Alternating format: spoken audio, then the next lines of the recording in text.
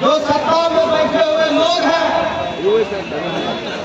जो तमाम ऑफिस कार्यालयों में बैठे हुए लोग हैं, जिनका कर्तव्य है कि आपकी सेवा करना,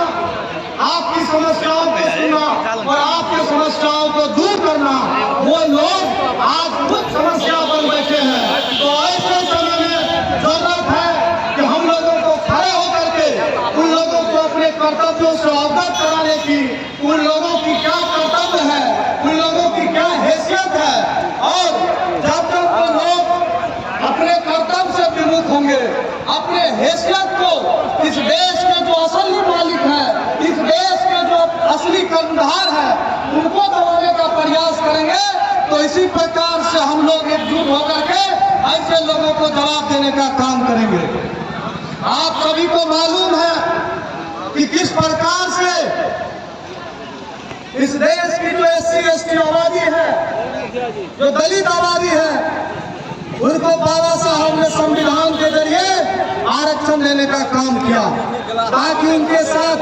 छुआछूत का भेदभाव नहीं हो, उनके साथ जानवर जैसा सलूक नहीं हो, उन लोगों को इस देश के सत्ता, शासन और प्रशासन में हिस्सेदारी मिले। लेकिन आज इस देश में ऐसे लोग सत्ता में आ गए हैं जो आपके हक और अधिकार को खत्म कर देना चाहते हैं। आपके पुरखों के द्वारा जो संघर्ष किया था,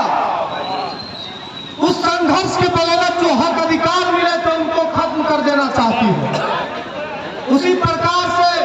जब बिहार में महागठबंधन की सरकार बनी, उन्होंने जाति जनगणना कराया और उस जाति जनगणना को आधार मान करके पिछड़ों के आरक्षण को, दायरा को बढ़ा करके 65% करने का काम किया। तो उससे भी इस देश की जो मनवादी और सामंती सोच के लोग हैं, जो मोदी सरकार में बैठे हुए लोग हैं, उनके पेट में दर्द होना शुरू हो गया और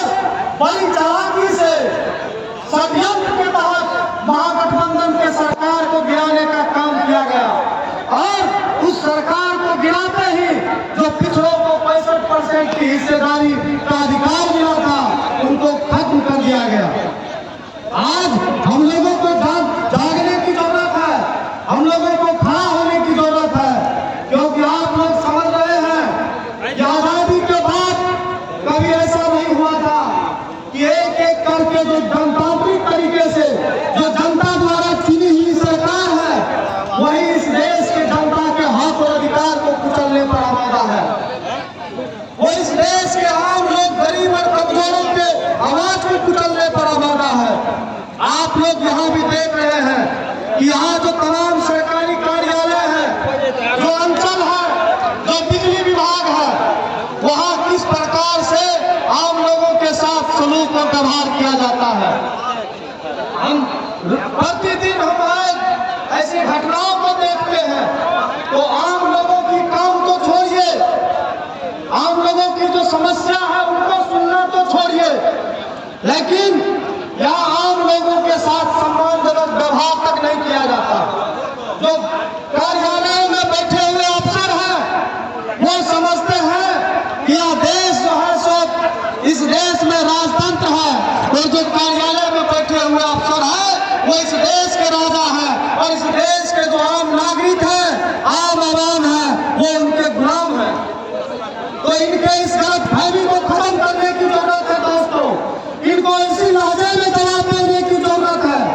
कि तुम्हारी हैसियत, तुम्हारी औकात और तुम्हारी कुर्सी जो है, वो इस देश के आम लोगों के लिए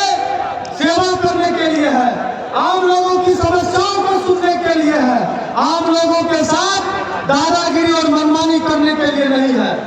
और यह आंदोलन इस बात का गवाह है कि अब किसी भी ऑफिस कार्यालय में आम जनता के हक और अधिकार का हनन नहीं होगा, उनके सम्मान का हनन नहीं होगा। अगर उनके सम्मान के साथ इसी तरह खिलवाड़ किया जाता है, उनके हक अधिकार के साथ इसी तरह का खिलवाड़ किया जाता है, तो यह आंदोलन रुकने वाला नहीं है, यह आंदोलन बढ़ते जाएगा।